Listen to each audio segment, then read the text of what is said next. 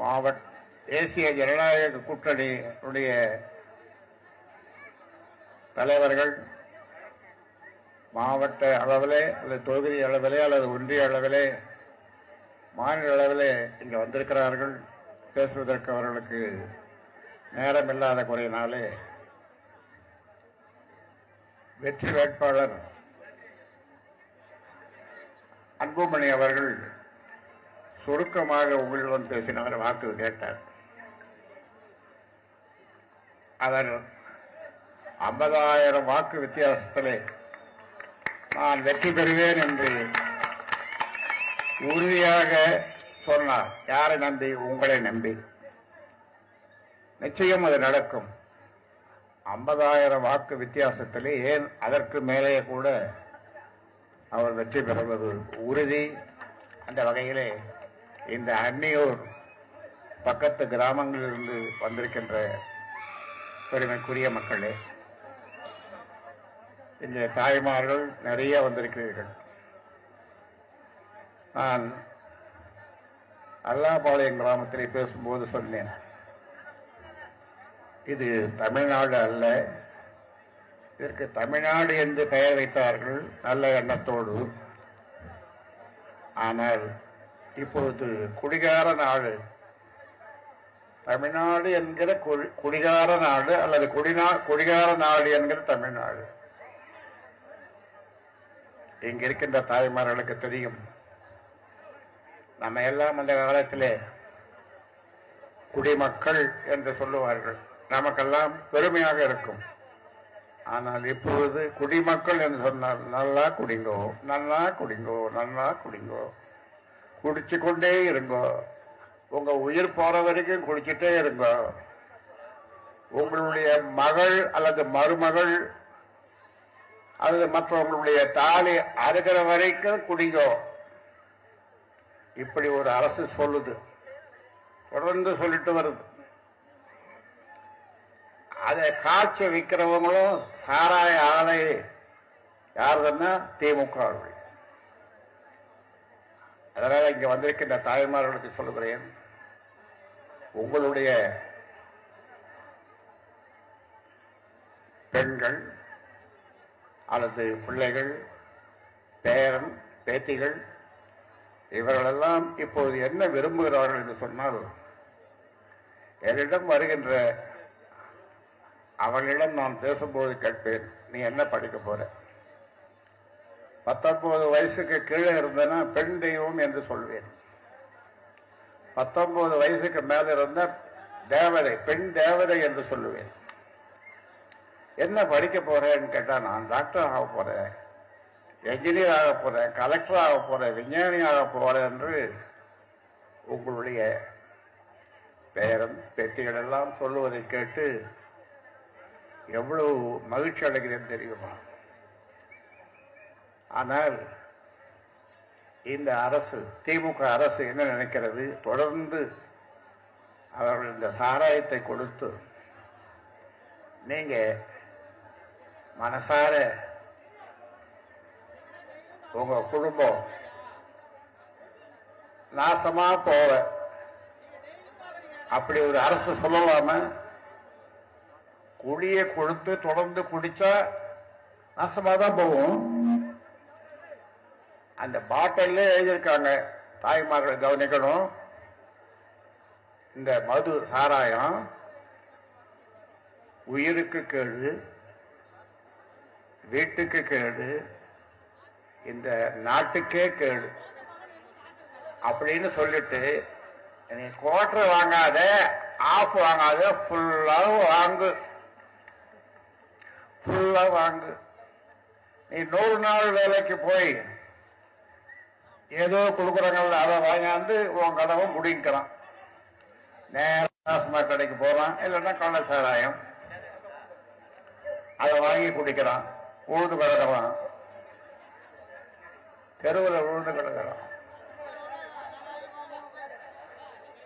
இதத்தான் வெள்ளக்காலத்திலிருந்து குடிமக்கள் சிட்டிசன் என்று சொன்னார்களா?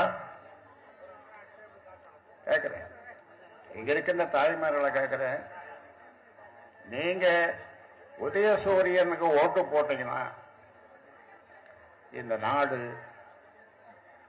இப்பவே சாராயத்தில் தள்ளாடுது. சாராயத்தில் அப்படியே மூழ்கின்னு இருக்குது. போதாக்குறைக்கு கஞ்சான்னு ஒரு போதைப் பொருள். 8ஆம் வகுப்பு படிக்கிற பையன், 10ஆம் வகுப்பு படிக்கிற பையன், சின்ன பையன்கள்லாம் அந்த கஞ்சா பொட்டலத்துக்கு வாங்கி வாயில போட்டுக்கிறோம். இதை நாக்கு கீழே அடக்கிக்கிறோம். இதெல்லாம் மாறணுமா இல்லையா? தாய்மார்களே சொல்லுங்க. உங்க பிள்ளைகள், உங்க பேரன்கள், இவர்களெல்லாம் பேத்திகள் எல்லாம் கலெக்டர் ஆகணும், பெரிய பெரிய அதிகாரிகளே ஆகணும் அப்படின்னு 45 வருஷமா உங்களுக்காக நான் போராடி வருகிறேன். உங்களுக்காக பாடுபட்டு வருகிறேன். இந்த மிக பிற்படுத்தப்பட்டோர் எம்பிசி என்ற அந்த பிரிவு மட்டும் இல்லை என்று சொன்னால், எல்லாம் நாம அந்த காலத்தில் பக்கத்தில் இருக்கிற பேராசிரியர் தீரன் கோஷம் போடுவார். என்ன போடுவார்? களை வெட்ட நாங்களா, கல் உடைக்க நாங்களா, நாட்டு கொடுங்க நாங்களா, கட்டு சுமக்க நாங்களா, கார்ல போறது நீங்களா, வண்டி இழுக்க நாங்களா, அப்படி என்று பேராசிரியர் தீரன் அந்த காலத்தில் கோஷம் போடுவார். நானும் போடுவேன். இப்ப இந்த எம்பிசி வாங்கி இப்பொழுது ஓரளவு நம்ம பிள்ளைகள் படிக்கிறார்கள், பெண்கள் படிக்கிறார்கள். தாய்மார்களே, தமிழ்நாட்டில் 38 மாவட்டங்கள், அதில் விழுப்புரம் மாவட்டம் ஒன்று.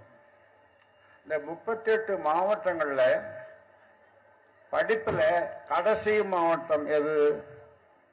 எது? விழுப்புரம் மாவட்டம். ரொம்ப கீழே. அதிகமா குடிசைகள் இருக்கிற மாவட்டம் எது? விழுப்புரம் மாவட்டம். அதிகமா குடிக்கிற மாவட்டம் எது? விழுப்புரம் மாவட்டம். இதையெல்லாம் மாற்றணும்னு சொல்ற இந்த ராமதாஸ் பேச்ச நீங்க கேட்கணுமா இல்லையா? கேட்டீங்களா? ஒரு நாளைக்கு என்னை பார்ப்பதற்கு 50-100 பேர் பிள்ளைகள் குடும்பத்தோடு வராங்க. எங்களுக்கு ஆசை வழங்குங்கள், எங்களை வாழ்த்துங்கள், பிறந்த நாள், திருமண நாள் என்று வருகிறார்கள். நான் அந்த பெண் குழந்தை பார்க்கும் பொழுது, இது பெண் தெய்வம், பெண் தெய்வம், பெண்ணுன்னு நான் சொல்ல மாட்டேன், பெண் தெய்வம். ஏனென்றால் பெண்களாகிய நீங்கள் 3 சக்திகள் உங்களிடம் இருக்கிறது. ஆக்கும் சக்தி,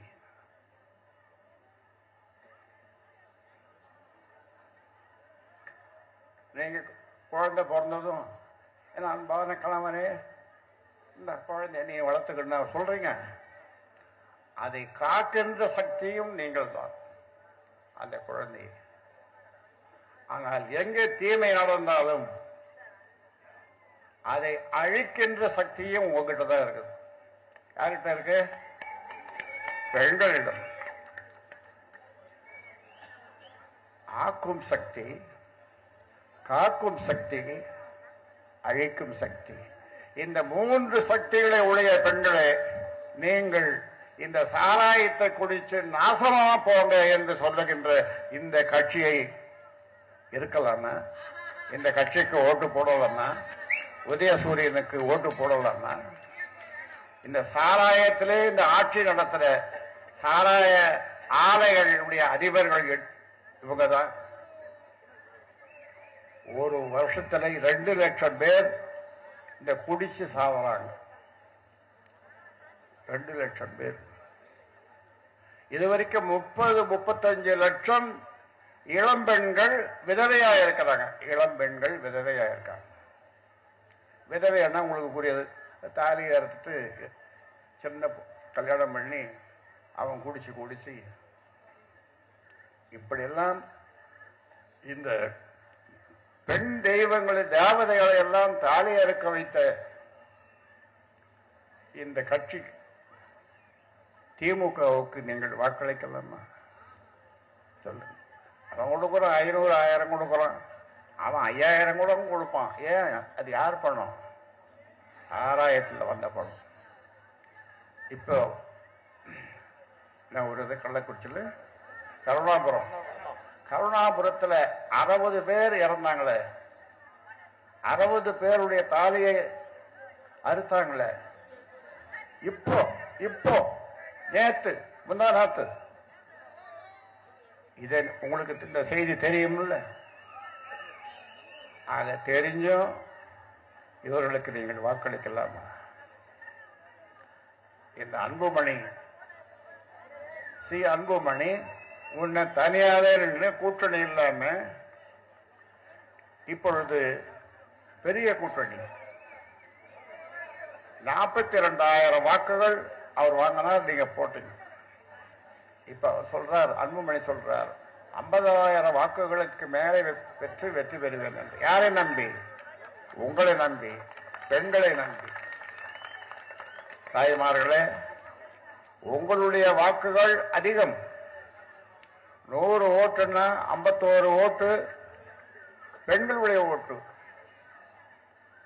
ஆண்களுடைய ஓட்டு 49. நீங்க மெஜாரிட்டி, நாங்களெல்லாம் மைனாரிட்டி. அப்ப மெஜாரிட்டியாக இருக்கின்ற பெண்கள் நீங்கள் தான் முடிவு செய்யணும். இந்த சாராயத்தை ஒழிக்கணும், ஒழிஞ்சு போகணும்.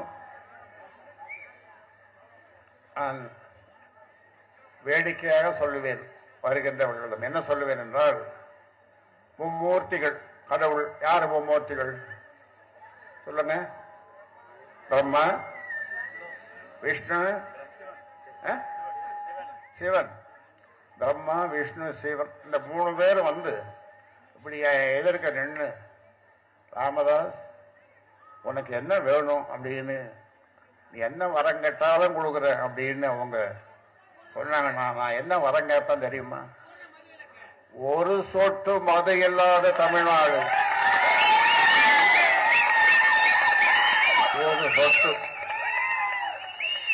ஒரு சொட்டு மழை நீர் கடலுக்கு போகக்கூடாது. இந்த 2 வாரம் மட்டும் போதும். இப்படி இருந்தாக்க இந்த பிள்ளைகளெல்லாம் படிப்பாங்க. அதிலும் குறிப்பா பெண் பிள்ளைகள் படிப்பாங்க, கலெக்டர் ஆவாங்க, IAS IPS ஆவாங்க, விஞ்ஞானிகள் ஆவாங்க. இந்த பிள்ளைகள் பள்ளிக்கூடம் போகும்போது, இந்த பையை தூக்கிட்டு போகும்போது நீங்க என்ன நினைக்கிறீங்க? என் பொண்ணு படிக்கணும், என் பிள்ளை படிக்கணும், பெரிய பெரிய உத்தியோகத்துக்கு போகணும்னு நினைக்கிறீங்க. ஆனா அதுக்காக நான் ஒருத்தன் தான் 45 வருஷமா பாடுபட்டு வரேன். ஆனா திமுக நீங்கள் எல்லாம் நல்லா குடிச்சு உங்க குடும்பத்தில் இருக்கிறவங்க ஒருத்தர் தவறாம குடிக்கணும், அரசாங்கத்துக்கு வருமானம் வரணும். மனசார என்ன நினைப்பாங்க தெரியுமா? நீங்க எக்கடிக்கிட்ட போனா எங்களுக்கு வருமானம் வரணும், டாஸ்மாக் கடை மூலமா வருமானம் வரும். ஆனா இந்த ராமதாஸ் என்ன சொல்றான்? ஒரு சொட்டு மது இருக்கக்கூடாது என்று சொல்ற. நீங்க யார் பேச்ச கேட்பீங்க சொல்லுங்க? பெண்களை சொல்லுங்க, யார் பேச்ச கேட்பீங்க?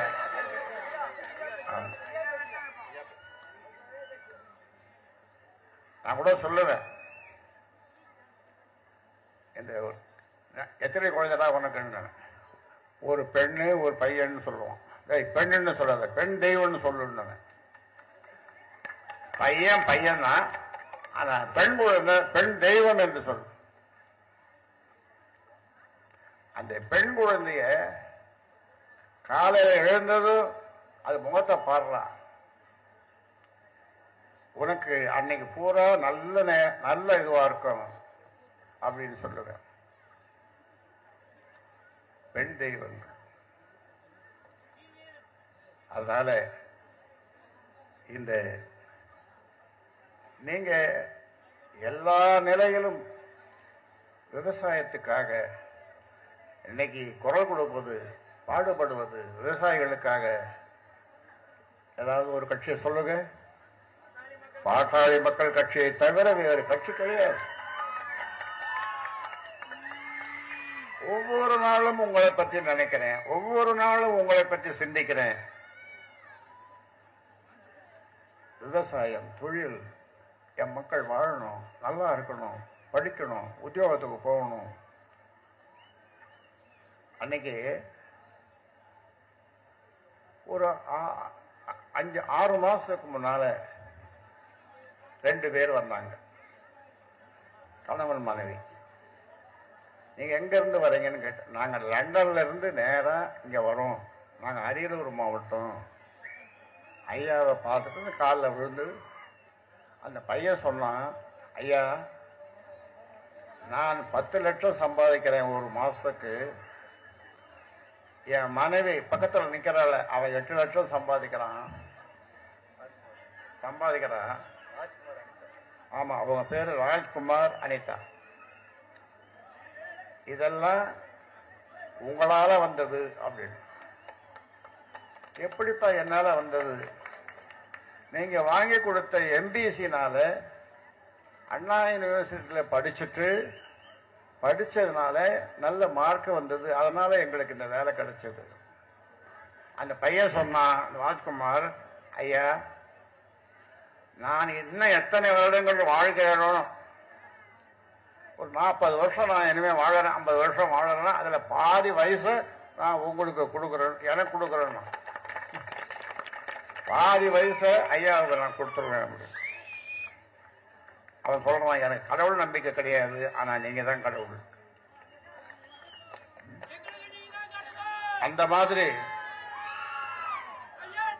அதே மாதிரி ஒரு நாள் ஒரு பொண்ணு எனக்கு போன் பண்ணுது, ஐயா நான் IAS பாஸ் பண்ணிட்டேன், 26வது ரேங்க் இந்தியாவிலேயே, அதனால தமிழ்நாட்டில் என்னை போட்டாங்க. ஐஸ்வர்யாவப்பா, ஐஸ்வர்யா என்ற பெண், பண்ருட்டி பக்கத்தில் மருங்கூர்னு ஒரு ஊர். அந்த பொண்ணு போன் பண்ணி எனக்கு சொல்லுது, ஐயா இது உங்களால் தான் நான் IAS பாஸ் பண்ணேன். IAS கூட ரிசர்வேஷன் இருக்கா அப்படின்னு நான் தெரியாம கேட்டாங்கிட்ட.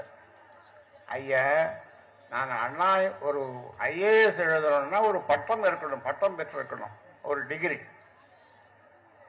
நான் அண்ணா யூனிவர்சிட்டியில படிச்சு MBCனால படிச்சு அதன் பிறகு IAS எழுதினேன், நான் பாஸ் பண்ணேன். அப்போ அதற்கு காரணம் நீங்க தானே, நீங்க வாங்கி கொடுத்த MBC தானே அப்படின்னு. அந்த பொண்ணு என்ன திருப்பி கேட்குது. இன்னொரு அதோடைய அக்கா அதுவும் IAS இப்ப பாஸ் பண்ண. தம்பி ஒருத்தன், அவன் நான் சென்னைக்கு போகும்போது என் காரை அப்படியே பின்தொடர்ந்து ஸ்கூட்டர்ல வந்துருந்தான். அப்ப நான் டிரைவரை நிறுத்தி, இந்த பையன் நம்மளே ஃபாலோ பண்றான், பின்னாலேயே வரான், போய் நிறுத்துப்பான்னு அவனை கூப்பிட்டான். அந்த பையனை, என்னப்பா பண்றேன்? நான் IAS இங்க படிச்சுங்கிறேன். என்ன ஊர்றான்னா இந்த ஊர் மருங்கூர். அப்புறம் சொன்னேன், தம்பி நீ IAS பாஸ் பண்ணு, நீ கலெக்டர் ஆகு, ஒரு நாள் உனக்கு நான் கார் ஓட்டுறேன் அப்படின்னு சொன்னேன். நீ கலெக்டர் ஆனா ஒரு நாள் நான் கார் ஓட்டுறேன் உனக்கு. சொன்னது யாரு? ஆமா, எந்த பதவிக்கும் எந்த காலத்திலும் போக மாட்டேன் அப்படின்னு சத்தியம் செய்துட்டு உங்களுக்காகவே, உங்கள் முன்னேற்றத்திற்காகவே வாழ்ந்து வருகின்ற என் பேச்ச இதுவரைக்கும் கேட்ட மாதிரி இன்னைக்கும் கொஞ்சம் கேளுங்க. இந்த அன்புமணிக்கு வாக்களிங்க.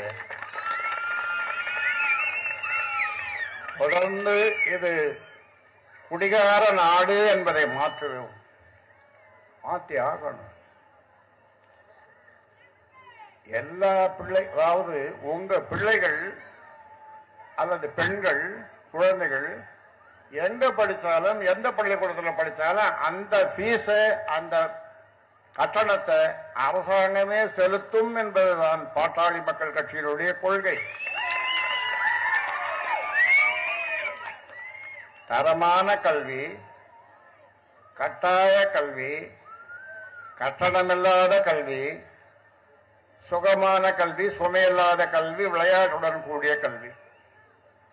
இப்ப பாத்தீங்கன்னா 4 வயசு 5 வயசு பெண்கள் இவ்வளவு பெரிய மூட்டையை பின்னால தூக்கின்னு முதுகுல சுமந்தும் போகுது.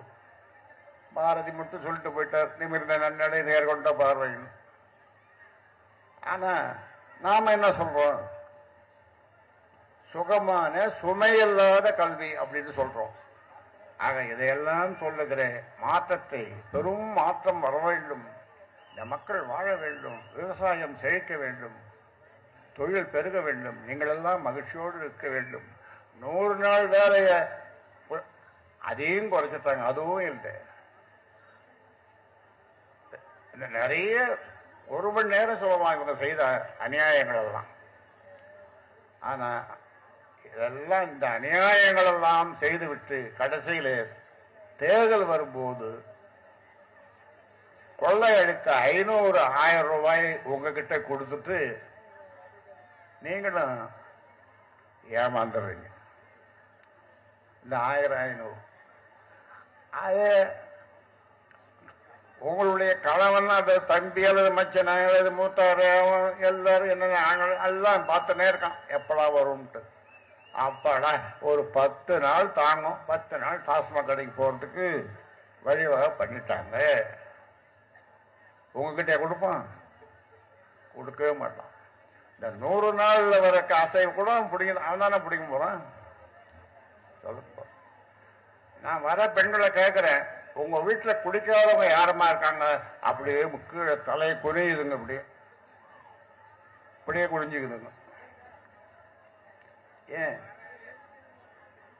இதெல்லாம் மாற வேணாமா? இதெல்லாம் மாற்றும் சக்தி உங்களுக்கு தானே இருக்கு.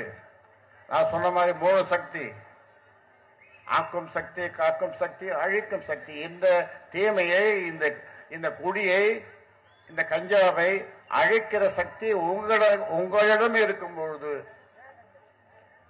இந்த தேர்தல் நேரத்தில் ஏமாந்துடுறீங்களே, 500 1000க்கு ஆசைப்பட்டு. இந்த மாதிரி ஒரு நல்ல பிள்ளைய சி அன்புமணி,